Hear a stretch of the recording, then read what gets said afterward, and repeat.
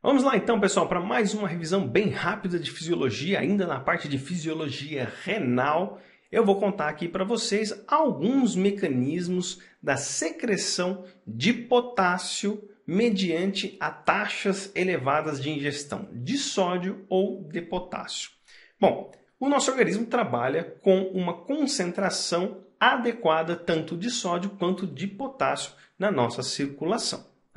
E os mecanismos de excreção renal desses dois íons são finamente regulados mediante as suas concentrações. A grande questão é que a excreção de potássio ela pode acontecer mediante ao aumento do consumo elevado, seja de sódio, seja de potássio. Porém, nas duas condições, os mecanismos eles são um pouco diferentes. E no caso do aumento excessivo da ingestão de sódio, há uma certa compensação para não ocorrer uma excreção tão intensa assim de potássio. Na verdade, uma excreção até bem pequena. Mas vamos começar pelo seguinte. Se o indivíduo consumir uma quantidade elevada de potássio, nós vamos nos deparar aqui com os eventos que estão descritos no nosso quadro do lado direito. Então, esse aumento da ingestão de potássio vai fazer com que a concentração plasmática do potássio aumente. E isso favorece o aumento da secreção de aldosterona pelas suprarrenais.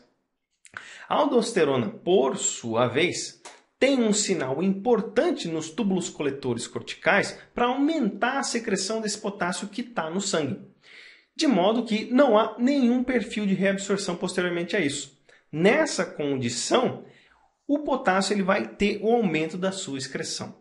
É interessante notar que o aumento da concentração de potássio, se ele aumentar demais, isso pode ser potencialmente letal, porque pode bloquear os impulsos nervosos, a capacidade da célula de despolarizar, então isso pode ser um grande problema. Então há essa condição onde nós eliminamos o potássio mediante a sua alta ingestão.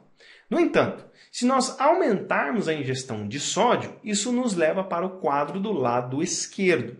Existem três condições que vão acontecer com esse aumento aí da ingesta do sódio, que é, primeiro, um aumento da taxa da filtração glomerular e diminuição da reabsorção de sódio nos túbulos proximais.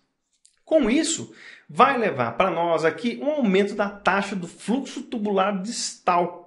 Essa condição de aumento de fluxo do túbulo distal favorece a secreção de potássio nos ductos coletores corticais.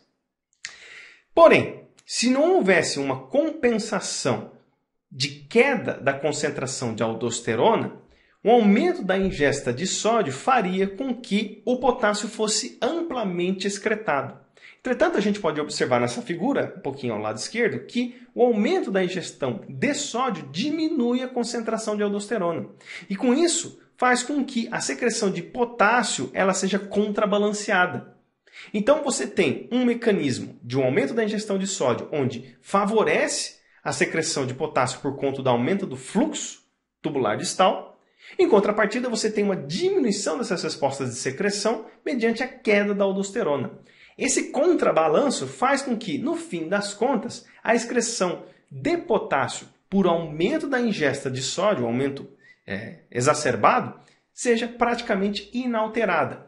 A excreção ela vai ser muito pequena. Então, é um mecanismo de compensação quando há esse aumento da ingestão de sódio. Então, recapitulando, se aumentarmos demais a ingestão de potássio, isso favorece o aumento de aldosterona e aumenta a excreção do potássio.